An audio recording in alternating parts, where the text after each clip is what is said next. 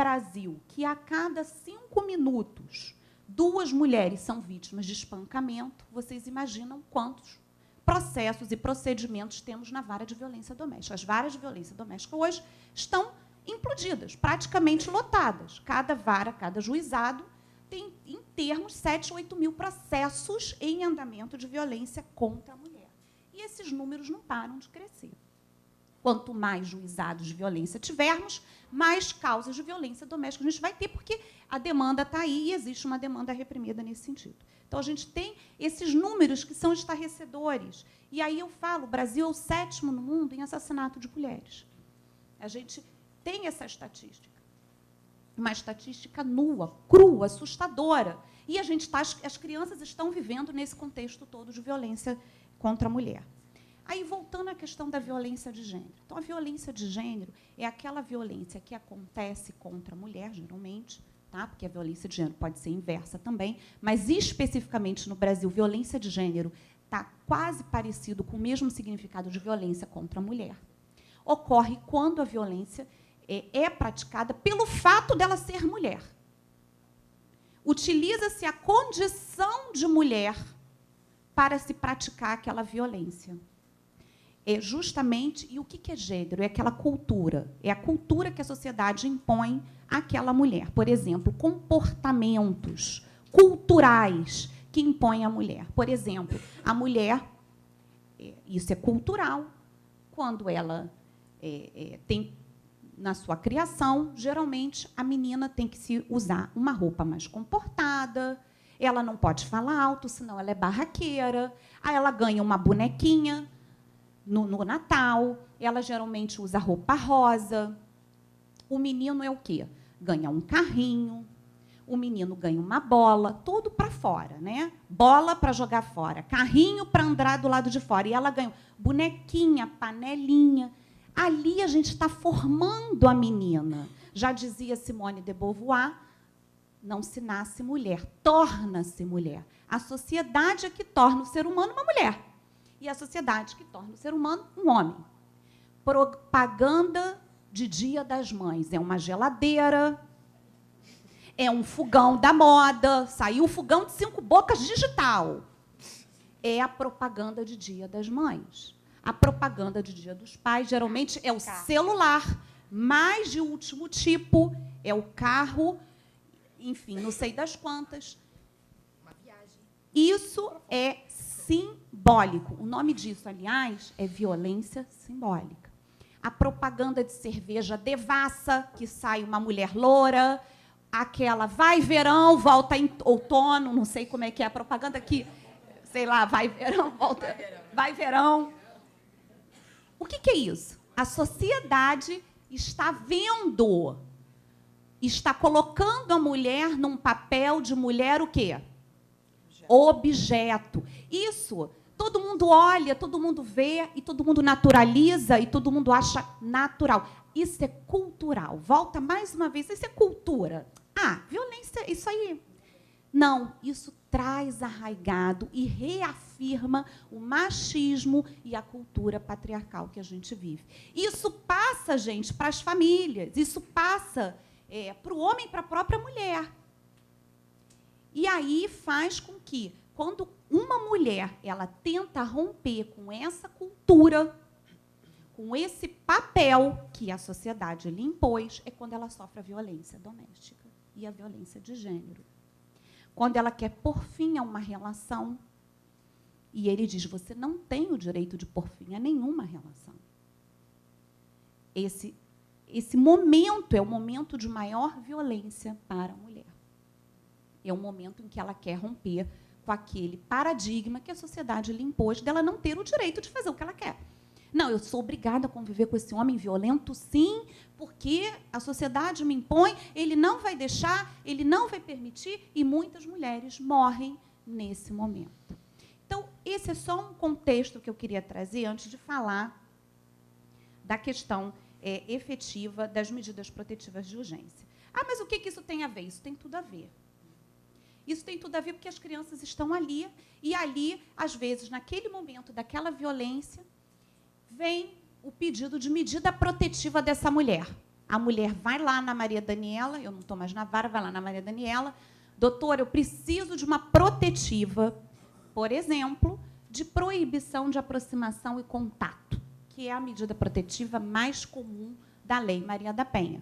Vocês sabem que a Lei Maria da Penha prevê nos seus artigos 21, 22, 23 e 24 as medidas protetivas de urgência. Tem medidas protetivas de urgência que obrigam o agressor e tem medidas protetivas de urgência que protegem a ofendida. São 2 artigos, 22 e 23 da Lei Maria da Penha. O artigo 22 da Lei Maria da Penha prevê as medidas que a gente mais defere, que é o afastamento do lar. A mulher pede, eu quero que esse homem, meu marido, meu companheiro, enfim, seja retirado, seja afastado do lar. É a primeira medida prevista na lei. A segunda prevista na lei, que tem a maior incidência, a proibição de aproximação e contato, essa é que nos causa mais preocupação no momento da guarda compartilhada, quando ela é deferida pelo juiz de família. O juiz vai lá, a juíza, a Daniela, vai lá, defere as medidas protetivas. Ó, o senhor está proibido de se aproximar dessa mulher, 250 metros, 500 metros, enfim, não sei qual a distância determinada, mas uma distância regulamentar. E aí o homem vem, peticiona correndo, eu tenho a guarda compartilhada, eu tenho que me aproximar da mulher para pegar a criança. Eu tenho que me aproximar dela para fazer isso ou aquilo. Então, nós ficamos numa situação muitíssimo complicada nesse momento. Então, a gente coloca até ressalvado o direito de visitação. O que acontece é que muitos dos episódios de violência ocorrem nesse momento da visitação, da entrega. E aí, as psicólogas nos dizem, quem trabalha com esse tema já ouviu falar, que quando o casal ele se separa, ele vive um conflito, se separa, a forma de se manter ainda vinculado àquele homem, àquela mulher, é brigando. É uma forma de manter o conflito, né? Manter o vínculo. Eu vou importunar a vida dela até onde eu puder. Então, é complicado. Aí vem essa mulher com medo, porque ela foi vítima de uma violência. Entregar, né? É complicado entregar, porque parece que é um objeto, né? Eu sempre tenho esse nome, entregar, esse verbo, entregar e devolver a criança. Né? Quando é que você vai me devolver? Né? Devolve-se um objeto, não uma criança. Mas, enfim, é o que está na nossa linguagem. E a gente tem visto, eu e Daniela, vários episódios de violências reiteradas no momento da entrega da visitação. É ali que o bicho pega. Vizinho, é um transtorno. E aí eu pergunto, várias audiências, a gente pergunta para os dois, mas por que precisa brigar no momento da entrega dessa criança? Qual é o dilema? Aí vem as questões. A roupa não veio direito. Aí vem isso. As questões que a Bruna falou. Não estou dizendo que a culpa é de A ou B, tá? Mas é uma forma de brigar, né? E é difícil você entender, e aí eu me coloco como mãe de 2 adolescentes e que me separei, um tinha 2, um tinha 3, os dois de chupeta, mamadeira e fralda, né? E eu tinha que entregar e receber, mas, na verdade, eu fazia questão que o pai pegasse até por esse convívio.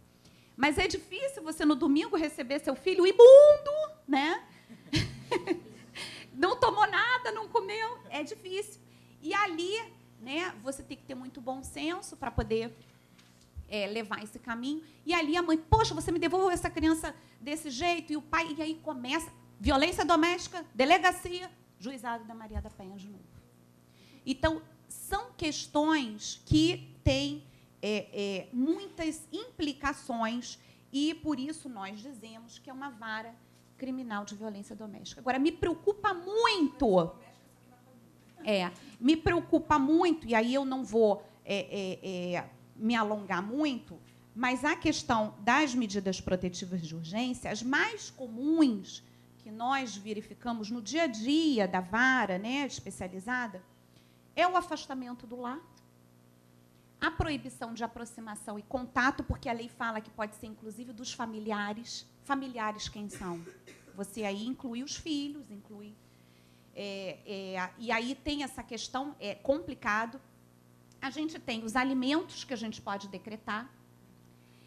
Agora, tem uma que é muito complicada, que é a questão, por exemplo, da suspensão ou restrição da visitação dos pais, que é uma medida protetiva de urgência que o juiz da vara de violência doméstica, do juizado de violência doméstica, pode deferir. E aí a gente tem que ter muito cuidado quando defere essa medida, e eu sempre falo isso na minha aula, que eu dou aula aqui na Emerge, de direito de família, mas com foco na Lei Maria da Penha. É uma aula que eu dou há mais de 10 anos, desde que a lei entrou em vigor. E aí os alunos sempre me perguntam, doutora, como é que se defere essa suspensão, essa restrição? Eu falei, com muito cuidado. Eu digo muita calma nessa hora. Porque se a violência foi contra a mulher somente, não contra o filho, você não pode deferir uma visita de suspensão, uma medida de suspensão ou restrição para prejudicar o próprio filho, porque o filho tem direito à convivência com o pai. E aí o desembargador Rinaldi comentou, falou dessa questão da violência contra a mulher. Se o homem é violento contra a mulher, será que ele também não é violento contra a criança? Os psicólogos dizem que não. É o perfil Tá? do agressor, né? São perfis totalmente diferentes. Geralmente, eu digo que a violência contra a mulher é uma coisa, a violência contra a criança é outra. Existe, sim, o pai violento contra a mãe e contra os filhos? Existe. Não é a regra. A regra é a violência contra a mulher. Os filhos, geralmente, são poupados, graças a Deus, dessa violência. É claro que eles são poupados da violência direta. Eles são violentados indiretamente e sofrem muito e podem, no caso, até reproduzir na vida adulta o ato violento do pai, se homem, para com a sua companheira, a sua namorada. E a menina que presencia a mãe ser agredida, se ela não receber um acompanhamento adequado, ela pode se tornar também uma vítima de violência do seu companheiro, porque ela presenciou a mãe a vida inteira apanhar e a mãe não tomou uma atitude. Por isso que é importante quando a mulher toma uma atitude, porque é um exemplo que ela dá para os seus filhos do limite legal. Olha, a partir daqui, essa violência contra a mulher é crime e eu não vou admitir. Mas existe essa dificuldade e nós, juízes de violência, a gente também tem que ver não só o interesse da mulher na Lei Maria da Penha, que é uma lei protetiva da mulher, mas a gente não pode esquecer de atender ao interesse primordial da criança que está naquela situação. Então, todo momento, ao deferir essa protetiva de proibição ou restrição da visitação, ela é feita com muita cautela e a violência contra a criança tem que estar muito clara, contra o filho daquele casal e também sempre ouvida, e aí é muito importante, eu vou falar aqui, eu rendo todas as homenagens aos psicólogos e assistentes sociais do Tribunal de Justiça que exercem um trabalho exemplar à frente dessas varas, não só de violência, quanto de família, que nos dão subsídios técnicos melhores para decidir aquela demanda de forma mais consentânea, mais justa e mais adequada ao caso concreto. Porque o que é ideal para um caso, para João e Maria, não é o ideal para Pedro e Antônio. São diferentes, cada caso é um caso, e o juiz tem que estar sempre muito sensibilizado para a questão. Então, essas são as medidas protetivas que eu reputo das mais, diria assim, importantes no âmbito do direito de família. Agora, voltando rapidamente a algumas questões da fala da Bruna, né, que falou lindamente, da Raquel, que contribuiu também, e a minha preocupação muito em relação à questão da mulher. Mas, antes dessa preocupação, eu tenho dúvidas. E dúvidas que eu acho que eu não sei se sano hoje, talvez não sei se vou sanar, porque o que é para um pode não ser para outro. O que seria, eu sei que a lei fala, a Lei 13.058, o que seria a guarda compartilhada? A lei fala. A lei fala assim, a que alterou o Código Civil. Na guarda compartilhada, o tempo de convívio com os filhos deve ser dividido de forma equilibrada com a mãe e com o pai, sempre tendo em vista as condições fáticas e os interesses dos filhos. Na guarda compartilhada, a cidade considerada base de moradia dos filhos será aquela que melhor atender aos interesses dos filhos. Parágrafo 3º. Parágrafo 5º. A lei fala em guarda unilateral. Quais seriam as obrigações de pai e mãe de guarda unilateral? Então, eu fiquei meio confusa. Guarda unilateral, acho que não tem muita dúvida. Mas guarda compartilhada, efetivamente, o que seria? A criança fica lá e cá, ou a criança fica num domicílio só e o pai e a mãe têm obrigações compartilhadas? O que seria guarda alternada? Tem essa também. A doutrina fala em guarda alternada. Então, eu queria que até a plateia ouvisse, que vocês, como juízes, né, juíza de família e advogada militante na área de família, esclarecesse o que são essas três: unilateral, alternada e compartilhada. E como conjugar uma guarda alternada e uma guarda compartilhada com a violência doméstica, num caso de deferimento de protetiva, de proibição de aproximação e contato desse homem com essa mulher. Como vai se dar essa guarda na prática, observando a Lei Maria da Penha, que resguarda os direitos da mulher de ter esse homem afastado dela, e também o direito de mãe, obviamente, resguardando o direito de pai. Mas como é que fica isso na prática? Como é que se é olhado pelas duas, enfim, aqui, componentes da mesa, e depois a gente abre aí para a plateia, para todos também tirarem as suas dúvidas. São essas as minhas considerações. Obrigada.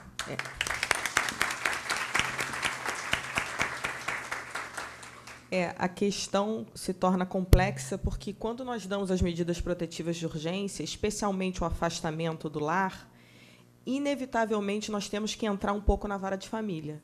Nós temos que resolver, naquele momento, guarda e alimentos. Por quê?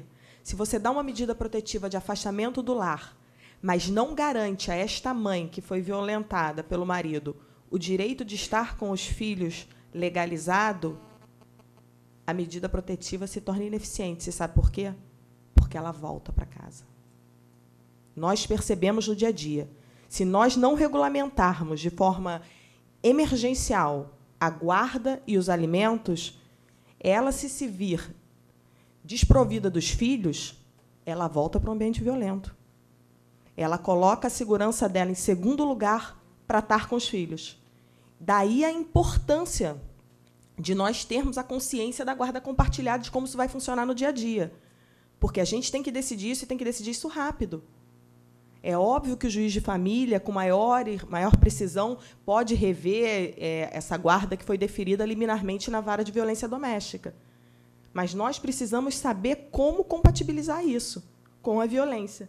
Aí eu passo a palavra à doutora Bruna. Achei maravilhoso, né? Maravilhosas considerações, doutora Raquel, doutora Adriana, doutora Daniela. Eu posso falar para vocês que eu tenho um caso, assim, quando o casal tem um nível social mais alto, e tem a questão...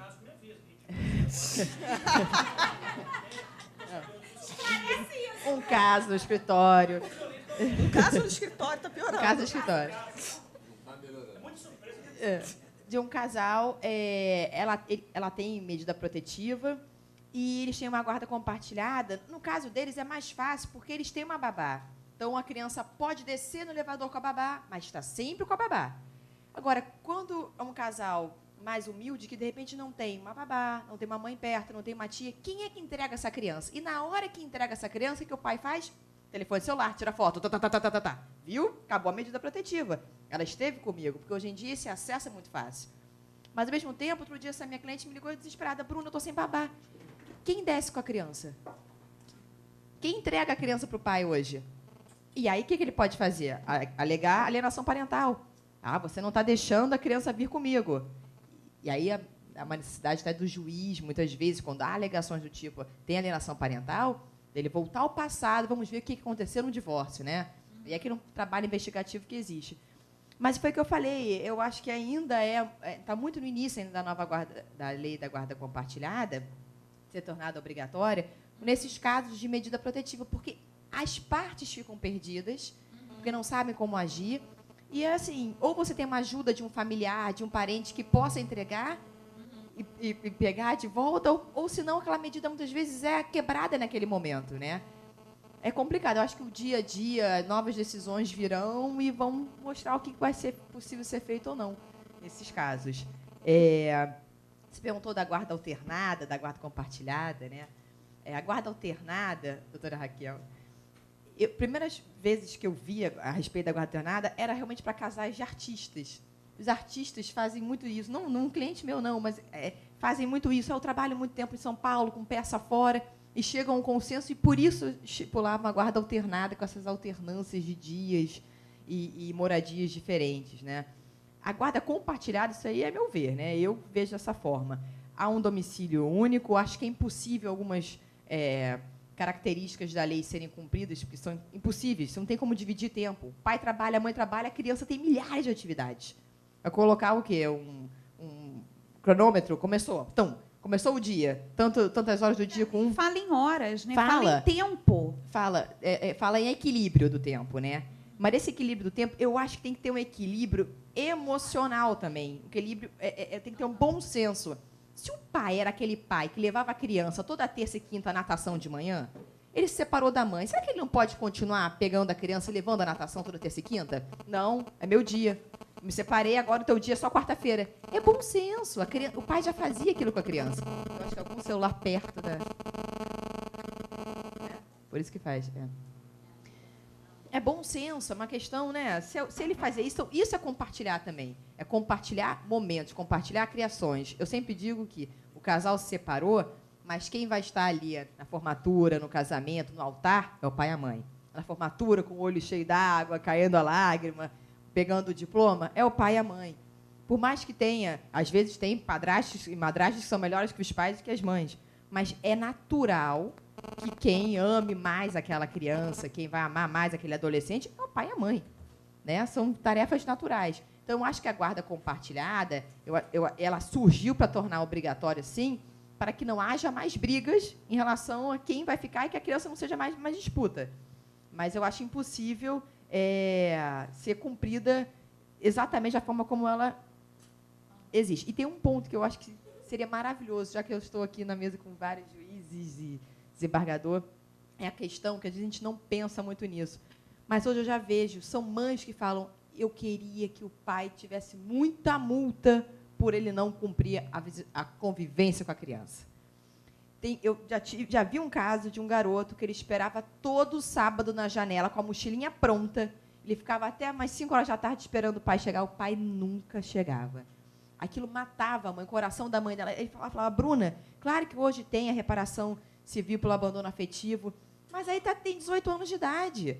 Aquele abandono já aconteceu. Na hora que dói no bolso, às vezes o pai começa a se ligar. Opa, eu realmente não estou fazendo uma obrigação, né? Muitos advogados, militantes da área de família falam até que a gente falar de guarda é uma bobagem, né? Se tem um poder familiar, por que falar de guarda? E, aliás, em Portugal não se fala em guarda, né? Só se fala em poder familiar. Não teria porquê, na lei ali está protegendo os pais de estarem com a criança, de terem esse direito e dever de amar e proteger e educar a criança, né? Então, eu acho que deveria haver realmente uma medida mais severa com os pais que não cumprem essa convivência com a criança, porque hoje, exatamente pelas mulheres estarem no mercado de trabalho, por estarem à frente da casa, por terem todas essas funções, tem muitas mulheres que gostariam de ter, sim, um pai presente, um ex-marido participativo, que a criança sente falta, né? Eu acho que mudou muita coisa. Acho que se a gente voltar 20 anos atrás, quando você perguntava para os pais, para os filhos do segundo casamento, como é que é seu pai? Era completamente diferente da descrição que o filho do primeiro casamento fazia do pai. Que os homens saíam de casa, era tchau, hein, estou indo embora, e nunca mais voltavam. Pagavam uma pensão alimentícia, não queriam nem saber. A primeira família, o primeiro filho, era quase assim, como se nem existissem. E os segundos casamentos, os filhos eram bem tratados, viajavam para fora, eram amados. E hoje mudou muito isso. Os pais são mais participativos, sim, trocam fraldas. Que foi o que falei, não é? Gente, mãe é mãe, pai é pai, mas tem pais que são melhores que mães, cada um. Eu sei que a gente não pode falar em dividir função exatamente pela guarda compartilhada e dizer que hoje a principal questão deles é não vamos dividir funções. Por isso que a guarda alternada não é tão bem vista.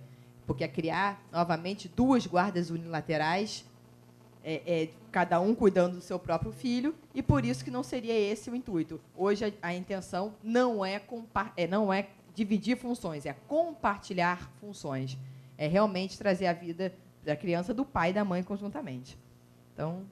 Doutora Bruna, rapidamente, a gente estava falando de mochila, né? Alguém citou aqui a questão da mochila, né? Só para contribuir, para ilustrar, uma pessoa conhecida minha, no domingo, me comentou assim, ela tem uma neta de 2 anos e o filho teve essa filhinha com 25, namorados, cada um na sua casa, a criança nasceu, e há 2 anos a criança tem, segundo ela, na versão dela, ela falou, doutora, meu filho tem guarda compartilhada, dentro da simplicidade, né? A filha, desde os 4 meses, quando essa bebezinha desmamou, a minha neta, ela fica 5 dias comigo, com meu filho, e 5 dias com a avó e com a mãe. Desde 4 meses. E a bichinha hoje só vê a mochila. Quando ela vê a mochila, está na hora de ir para a casa da mamãe. Aí, a mochila é o elo, é o vínculo entre as 2 casas. E a bichinha já olha a mochilinha dela, ela falou que é aquela mochilinha emblemática, porque ela sabe que é o momento de ir para a casa da mãe, é o momento que a avó e o pai estão arrumando a mochilinha. E essa mochilinha vai, e essa mochilinha volta. E vai a criança com a mochilinha desde 4 meses. Ela está com 2 aninhos. E ela está, segundo consta, bem, está indo bem, e os pais se dão bem. Aí eu indago, isso seria guarda alternada? Isso seria guarda compartilhada? Para mim, por que estão dando... Eu até comentei com ela, graças a Deus, o seu filho se dá otimamente bem com a mãe da criança. Ah, doutora, isso se dão otimamente bem. Não tem problema. Não, nunca tiveram problema, são amigos e tal. Agora, e se ela fosse vítima de violência doméstica? Como é que seria?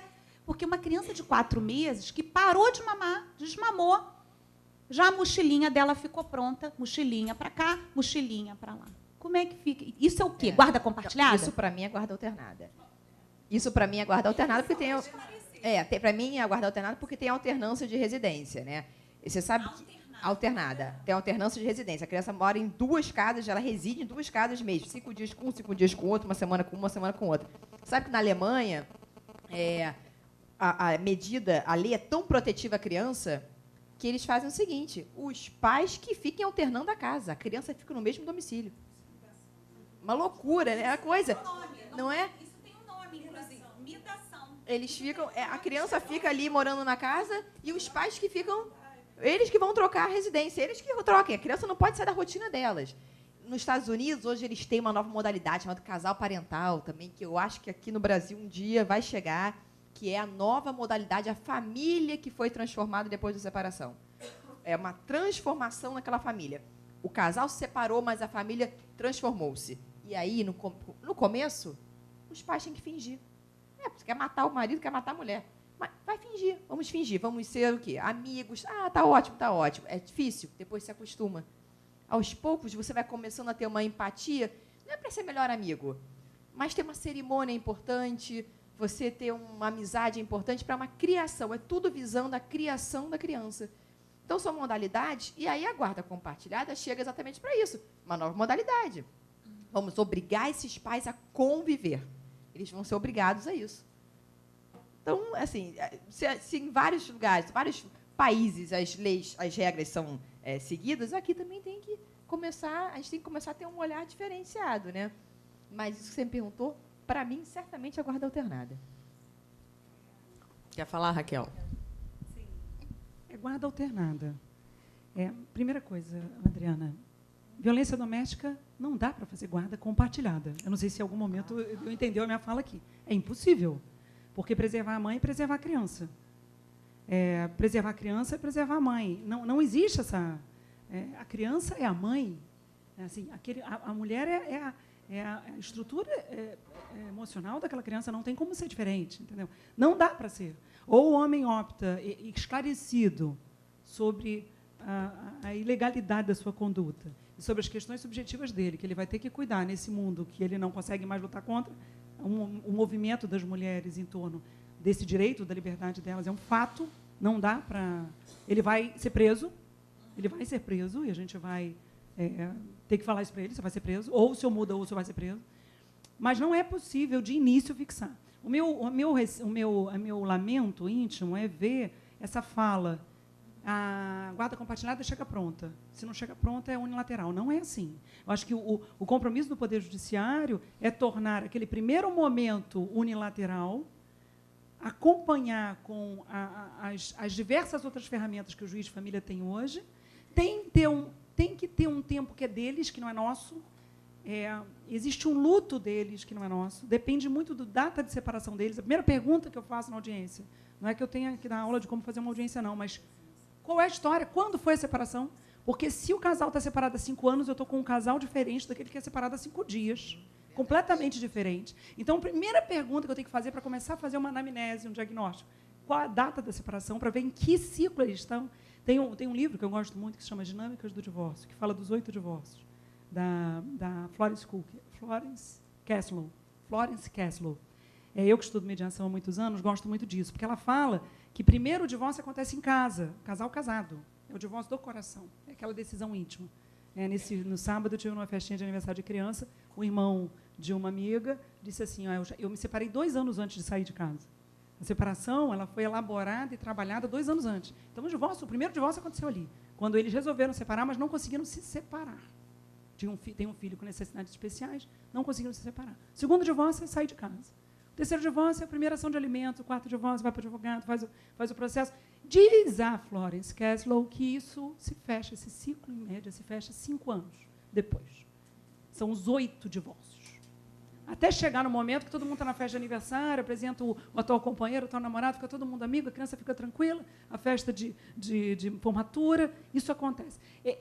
Para nós que somos operadores e trabalhamos interferindo na família, compreender a dinâmica do divórcio, o processo do divórcio é essencial, porque nós fazemos um diagnóstico de qual é a ferramenta a usar em cada momento.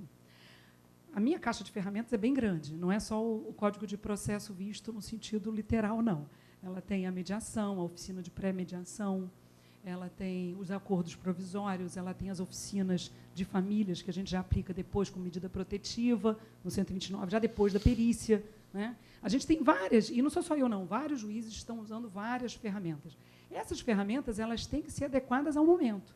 Então, se o momento é inicial, violência doméstica em curso, medida protetiva, guarda unilateral, convivência vai ser feita pela família extensa, se o juiz não determinou na medida protetiva que não houvesse contato com a família. A gente tem que olhar muito bem a medida protetiva, como é que um juiz descumpre a decisão do outro juiz ou desvaloriza a decisão do outro juiz. O juiz técnico, o juiz criminal de família, se ele fixou aquilo, eu não sei que circunstâncias ele fez, eu não estou vendo o processo. Eu, como juíza de família, tenho que respeitar literalmente aquela decisão. Eu abro a decisão ali, eu tenho que fazer isso independentemente das partes me dizerem. Eu abro na hora. Quando eu vi que a situação pegou, eu sei que a rede da violência doméstica está bem, eu abro na hora. Tem processo? Eu tenho. Olha a decisão. Olha no sistema, eu imprimo a decisão, coloco no processo. Aquela decisão passa a ser um parâmetro para o meu trabalho.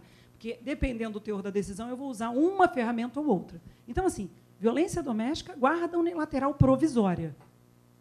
Trabalha a questão dos valores. E aí eu penso o seguinte, para responder, para tentar refletir na sua pergunta, porque a gente não ousa responder, dar uma ideia, Adriana.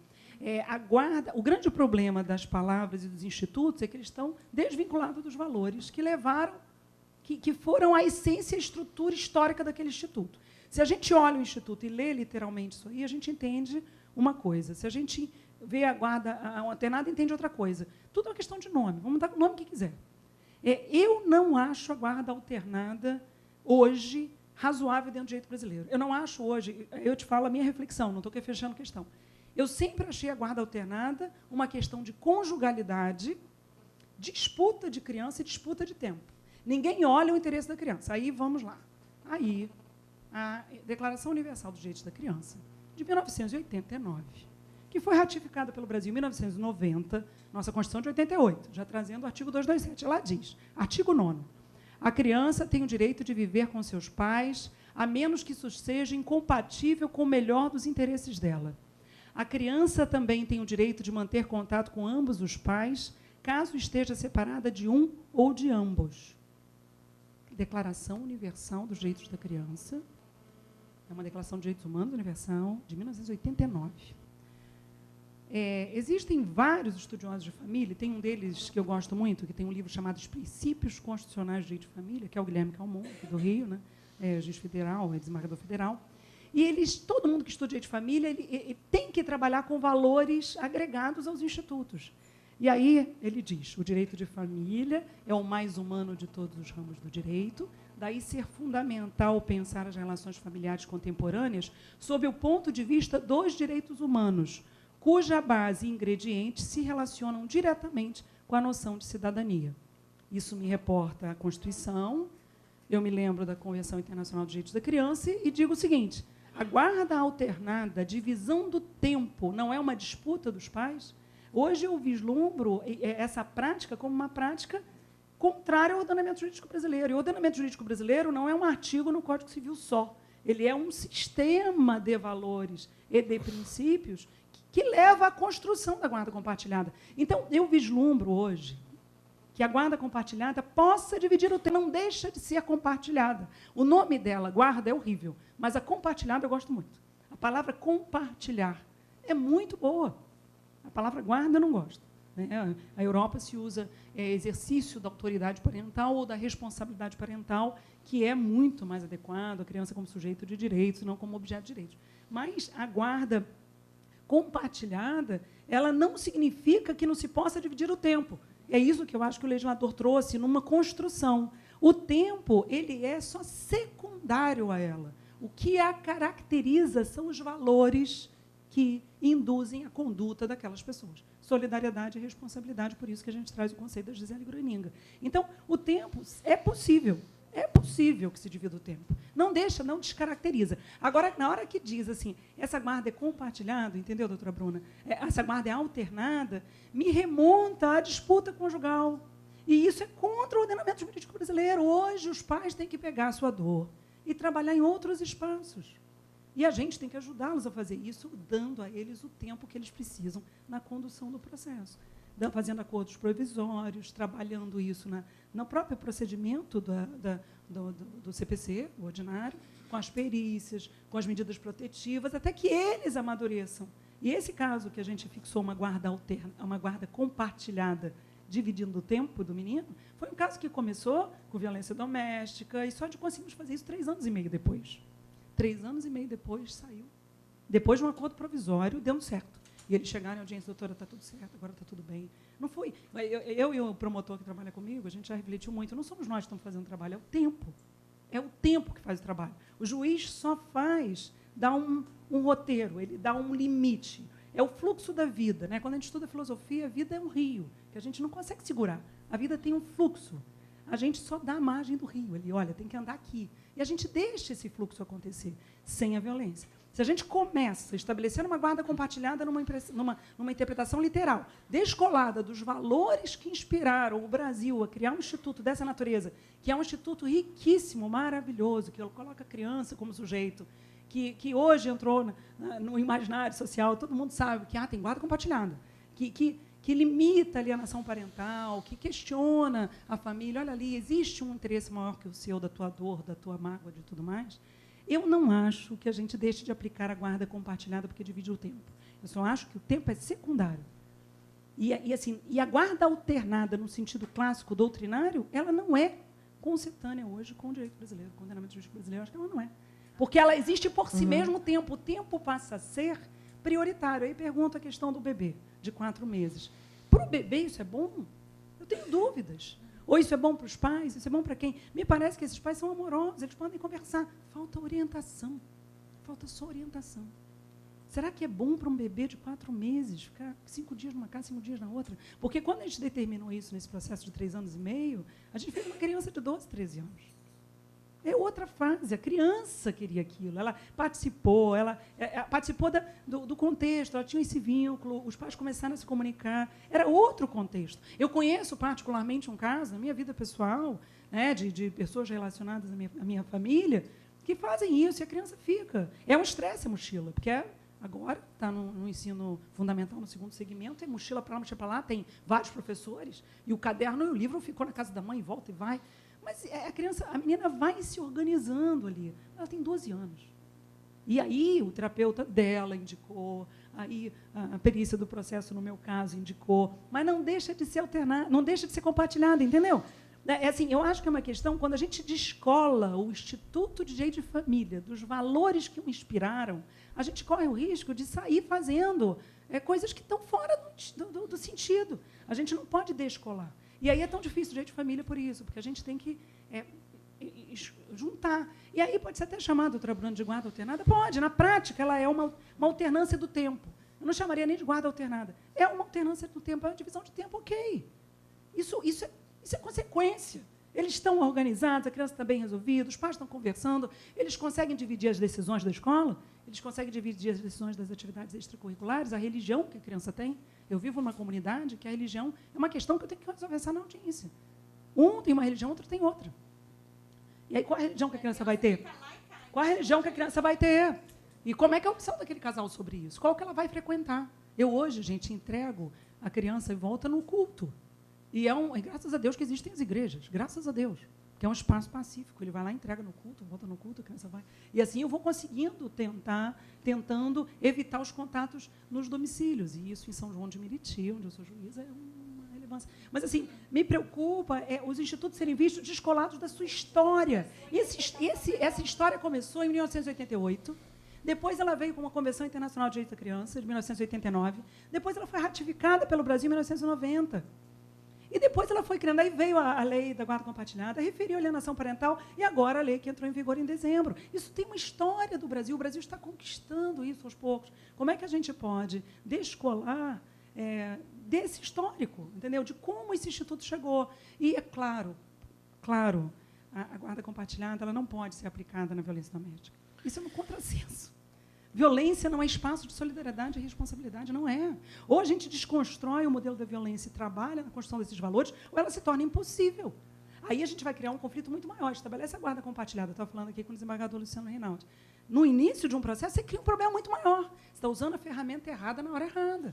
Essa ferramenta o nosso maior problema, que eu acho, é que eu tenho o mesmo entendimento que você. Eu acho que realmente no espaço de violência não há possibilidade de concessões, nem de mediação, né? Não tem, aquelas duas pessoas não têm capacidade, não têm armamentos iguais para dispor dos seus direitos e, quiçá, dos direitos de uma criança, né? Mas eu acredito que a gente vai ter alguns problemas em virtude da imposição legal. Eu escuto nas audiências, agora com bastante frequência, quando termina a audiência, o réu olha para o advogado, vamos entrar com a guarda compartilhada, né? Como uma medida de repressão, punição àquela mulher. Mas o juiz pode fixar unilateral desde que ele explique. Ele... a gente não está obrigado, é difícil, mas é necessário a gente cogitar disso. A gente não está obrigado a fazer quando naquele momento não é possível. Pelo menos, essa é a minha percepção do fenômeno da violência de gênero. Eu acho que é muito importante a gente olhar a violência como ela realmente deve ser olhada, né? Porque muitas vezes a violência de gênero, a violência contra a mulher, ela é tida como uma violência menor, como uma coisa menos importante, uma coisa que muitas vezes se questiona se haveria efetivamente a necessidade de uma legislação específica, se haveria necessidade da intervenção do judiciário nessas questões para a solução dessa violência. Só que nós, enquanto sociedade, reclamamos da violência que a gente vê na rua, na lagoa, as facadas, os assaltos, os adolescentes infratores. Só que a gente não vê que a violência que começa em casa, ela sai para as ruas. Nós somos aquilo que nós aprendemos. Se você aprendeu a violência como forma de solução de conflito, é assim que você vai lidar na sua vida. Todos os conflitos que você tiver, você vai resolver pela via da violência. Então, daí a importância de extirpar a violência do lar, porque a gente, assim, vai estar diminuindo a violência nas ruas também. Então, é importante essa conjugação. O desembargador quer falar, né? Eu queria só... Bom, para quem não ia falar, já fui me empolgando aqui, já tive um monte de ideia. Se a gente for a gente que trabalha com isso todo dia, a gente fica uma semana aqui contando que a gente julga toda hora o que acontece por aí. E como não dá para tratar esse tema de uma forma idêntica. E aí a minha preocupação é da nova lei da guarda compartilhada, quando se fala que agora a regra será da obrigatoriedade da guarda compartilhada. Eu não gosto quando a lei fecha. Será sempre assim, porque A não é igual a B e C não é igual a D. Né? Nem todos os pais são violentos, nós temos agora... Até eu acho que a nossa sociedade hoje está avançando. Nós temos... tem aquela brincadeira, mãe é mais que pai. Talvez seja, mas em algum momento o pai vai ser mais do que a mãe, porque quando o garoto tiver 15 anos, ele vai estar mais com o pai do que com a mãe, porque ele está no momento ali, de repente, de se aproximar mais do pai. Né? Eu lembro um caso que me chamou muita atenção, assim que eu cheguei ao tribunal, eu tinha uma determinada maneira de decidir um assunto, e aí foi o Ministério Público, a Procuradora de Justiça, chegou, olha só, mas em comunidade carente tem que ter uma outra reflexão. Por quê? A questão da guarda, da inversão da guarda, quando mora na família humilde, a mãe, a filha e o padrasto, porque todos dormem no mesmo quarto. E aí a relação do padrasto com a enteada, e aí quando a droga é envolvida, quando a bebida, porque é muito bonito esse discurso hoje em dia, eu vou falar isso me revolta um pouco, da liberação de droga, legalização de droga. Isso é muito fácil, mas uma pessoa não dá uma facada na barriga da outra na lagoa se estiver sóbrio. Aquele garoto não seria homem de botar uma faca na barriga do outro se não tivesse cheirado uma pedra de crack, se não tivesse... Enfim, isso é outra palestra, outro discurso. Então, isso tudo gera violência. Né? Então, numa família que o padrasto, que chega em casa, porque acabou o jogo do Flamengo, não, o jogo do Vasco. E aí perdeu, claro. E aí está irritado, aí bebeu. E aí chega em casa, tá bêbado, aí dorme no quarto com uma menina de 14 anos, que não é filha dele. E ele tem um valor, ou um desvalor que ele trouxe da Idade das Cavernas que ele viveu, porque a formação é ruim, a gente vive num país que tem falhas graves de modelos, nós temos maus exemplos, nós temos más lideranças, né? Os formadores de opinião nem sempre formam boas opiniões, e quem está mais embaixo da pirâmide, olhando para cima, qual é o meu exemplo aqui? Hoje em dia, se liga a televisão, é o pior possível. Né? Então, a violência está aí toda hora. Eu ouvi uma pessoa, quando aquela garota chamou o goleiro do Grêmio de macaco, teve gente que achou que estádio de futebol é um ambiente que isso é tolerável. Ah, gente, é futebol, é claro que pode. Chamar o juiz de ladrão. Quer dizer, as pessoas, e pessoas do nosso nível cultural, que frequentaram a universidade, mas acham normal isso. Então, a gente tem que entender o mundo que a gente vive. Quem são as pessoas que estão à nossa volta, que não pensam exatamente como nós pensamos. Né? Então, essa obrigatoriedade da guarda me incomoda. A jurisprudência hoje, eu acho que ela funciona muito bem, que a guarda compartilhada ela é uma consequência da maturidade do casal. Se houver uma situação de beligerância entre o pai e a mãe, a guarda é de um deles, e o outro que se encaixa, meu amigo. Isso é crime e castigo, está escrito há 5.000 anos. Né? Quando eu falei aqui, olha, o pai violento contra a mãe, ok, talvez não seja contra o filho, mas ele tem que sentir na pele que se ele for violento contra a mãe, ele vai ter um castigo. Qual é? Vai ver menos o filho. E aí, todos nós concordamos que a guarda compartilhada ela cai quando houver violência doméstica. Não há como conciliar as duas coisas. É muito bonito para escrever um livro, para dar uma aula, mas na prática você não consegue conciliar. Se ele é violento, ele tem que sentir que aquela conduta dele vai ser reprimida pelo judiciário. E o nosso papel é esse. Olha, você não tem mais isso aqui. Ah, mas eu não vou nunca bater no meu filho. Eu lamento. Então, o senhor adeque a sua conduta, né, a uma situação de racionalidade, de legalidade, de convivência civilizada, em todas as frentes, todas as esferas. Então, o senhor vai perder isso aqui. Por quê? Porque é inconciliável. Então, o interesse da criança e da mulher violentada é muito superior ao seu. Então, você vai pagar por isso, ainda que você não tenha causado violência ao seu filho. Eu garanto que, sentindo essa repressão, essa perda, né, ele vai ter que adequar, ainda que ele tenha uma formação violenta, mas ele vai ter que aprender. E o mundo está caminhando para uma melhoria. A gente hoje fala de guarda compartilhada, alternada, esse conceito vem lá de trás. Só que hoje, o pessoal fala, o mundo é frenético, as pessoas não param mais. Eu acho ótimo que seja frenético. Eu acho ótimo que a minha filha de 3 anos, eu viajei a Brasília, ela pegou o iPad e me ligou e falou comigo no iPad. Eu acho isso maravilhoso, entendeu? Então, as distâncias também estão diminuindo. Então, você convive até a distância. Né?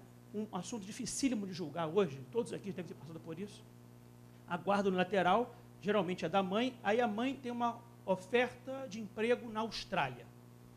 Como é que fica essa visitação? Como é que fica o exercício dessa guarda? Então, nós, na 7ª Câmara, muitos criticam, eu lamento aos que criticam, né, porque é bom de ser juiz, é isso, que a gente pode lamentar e fazer o que a gente acha que tem que fazer. Quem vai, vai sozinho. Por quê? Porque a criança, a cidade de moradia dela, suponhamos, é o Rio de Janeiro, ela está estabelecida no Rio de Janeiro, o casal escolheu aquela cidade ali para morar, separou-se, beleza. Então, a primeira preocupação é o interesse da criança. Está numa escola boa, está morando direitinho, tal, não sei o quê. Mas agora a mãe teve uma proposta para morar na Austrália, morar sabe, sei lá onde, fora do país. O que você faz? Vou levar meu filho. O filho é meu, é propriedade minha, igual a minha carteira, meu celular, vou levar comigo.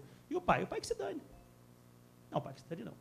Se você quer ir, então você vai e deixa o seu filho com o pai. É uma solução. É a melhor? Talvez não seja. Mas é uma solução, porque a criança está estabelecida aqui. Porque se amanhã ela está lá, como é que o pai visita? Como é que o pai conversa? E aí você gera o quê? Uma alienação parental. Então quem vai tem que saber o seguinte, a gente está separado, nós temos um filho. Essa família, essa nova família, ela é eterna. Por quê? Porque tem um filho no meio. Então você vai ter que abrir mão de alguns interesses seus em favor daquele filho. E outro ponto aqui, e aí peço desculpas a todos aí pelo tema que a gente está tomando, é muito comum. Aumento de prole. Eu casei de novo, tenho outro filho, eu quero baixar a pensão. O que eu digo aos meus avós? Eu lamento. Você vai trabalhar mais, não o seu filho vai comer menos.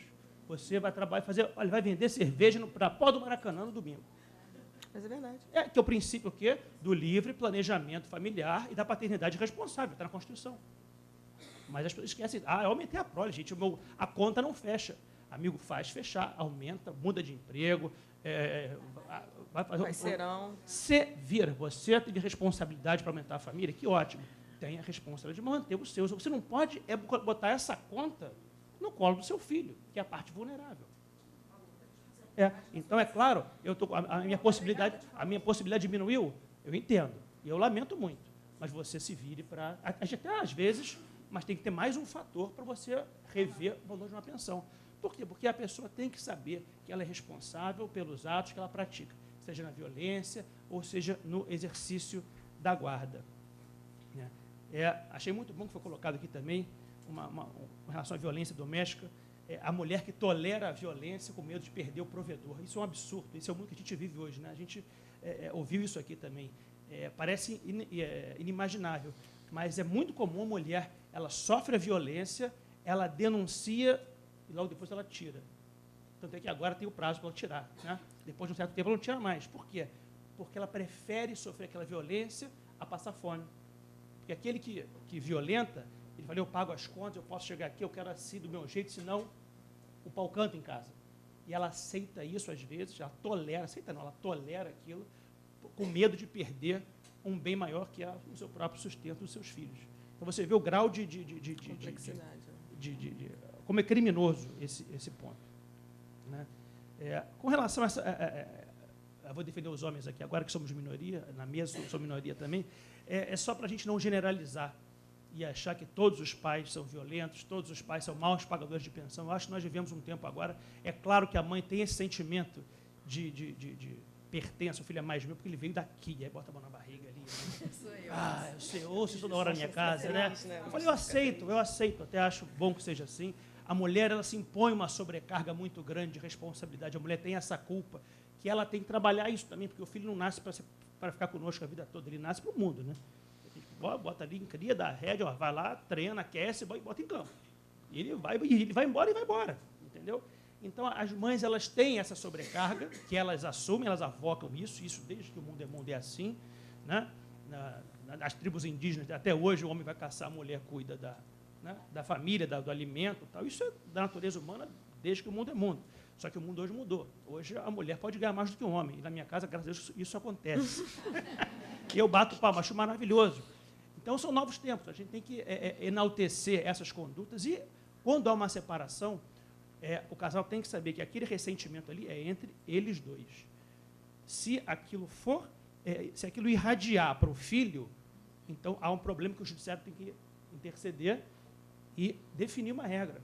Eu tenho um pouco a palavra não é receio, mas eu tenho um pouco de dúvida em relação à mediação excessiva, a tentativa excessiva de conciliação num ambiente que é inconciliável. Às vezes a conciliação vem depois de uma decisão judicial. Você dá a ordem e fala, agora vai ser assim. Não, você não queria ser, eu lamento. Você teve o tempo para se adequar. Te dei o tempo, você resolve aí. Se não resolver, eu vou resolver a tua escola. Quando a parte intransigente percebe que alguém vai dizer como é agora, aí ela se encaixa. Então, a gente tem que estabelecer um tempo de falar, olha, até tanto você vai, senão agora eu não vou voltar mais. E aí, mostrar para eles. E, por último aqui, a sugestão que eu queria fazer, como sempre lota esse assunto, como a gente sempre tem chance aqui de dividir experiência aqui, de tantas linhas de frente do judiciário e da advocacia, com vocês aqui também, seria importante que a Emerge talvez pensasse eu sempre pensei nisso, no intercâmbio com as escolas, em nível primário, porque pau que nasce torto nunca se endireita. Se a criança sofre um trauma ali, dificilmente isso vai ser totalmente recuperado. Ali é o dano irremediável, irrecuperável. Esses assuntos têm que ser debatidos com os pais nas escolas. O judiciário ele tem que entrar nas escolas, em reuniões de pais, ou semestral, ou anual, para, na reunião dos pais, ter um momento que o judiciário chegue com a advocacia, com o Ministério Público, e fala como as coisas funcionam aqui, porque muitos não sabem como é até chegar na frente de um juiz. É assim, alternado é isso, compartilhado é aquilo, eu não sabia, eu tenho direito, não tenho pensão, se eu tiver mais um filho, baixa, não baixa. Nós temos que começar a passar isso, a gente não pode esperar que a sociedade venha aqui no auditório da Emerge para debater, a gente tem que ir mais para debater. E nas comunidades, mas acho que especialmente nas escolas, com os pais, e passar mais esses conceitos. Aí fica uma sugestão aí para a Emerge. Eu adorei essa sugestão.